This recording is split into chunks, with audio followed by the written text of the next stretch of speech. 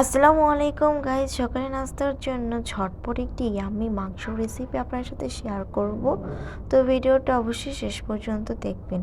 তো এখানে আমি আলুগুলোকে ছোটো ছোটো টুকরো করে কেটে নিয়েছি, আর এটা আমি কষিয়ে মাংস ঝোড়া করে নিয়েছি, গরু মাংস।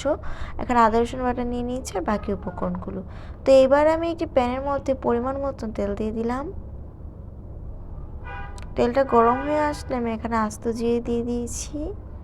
তারপর দিয়ে দিলাম শুকনো মরিচ, এলাচ, দারচিনি। এরপর এখানে আমি আলু দিয়ে দিলাম। আলু ছোটো টুকরো করে আমি কেটে নিয়েছি। এবার আমি আলুগুলোকে ভালো করে একটু ভেজে নিব। আর দিয়ে দিলাম পেঁয়াজ কুচি। পেঁয়াজ আর আলুটাকে ভালো করে ভেজে নিব।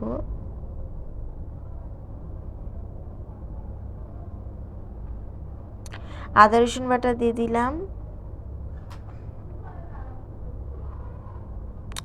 আর দিয়ে দিলাম সামান্য একটু পানি, লবণের, আর 1 চামচ হলুদ গুঁড়ো, 1 চামচ মরিচ গুঁড়ো, হাফ চামচ জিরের গুঁড়ো, হাফ চামচ গরম মশলার গুঁড়ো।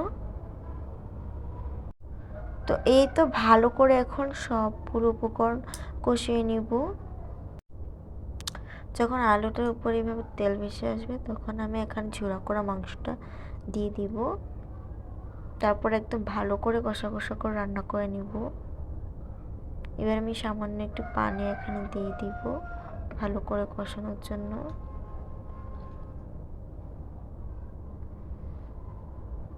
তো এবার শুকনো শুকনো হয়ে জন্য ওয়েট করব।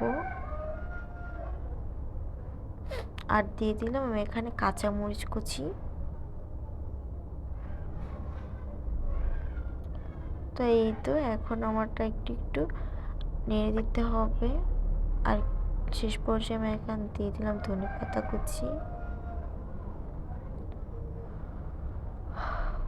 এই তো আমার রান্না কমপ্লিট হয়ে গিয়েছে, শুকনো শুকনো হয়ে গিয়েছে। এখানে আমি সকালে নাস্তার সাথে পরোটার সাথে খাবো। এটা খেতে খুবই মজা এবং খুবই ইউনিক। ঝটপট আপনারা এটা রান্না করে নিতে পারেন, আর খেতেও খুবই টেস্টি। তো কেমন হয়েছে জানাবেন, একটা লাইক দিবেন। ভালো থাকবেন, আল্লাহ হাফেজ।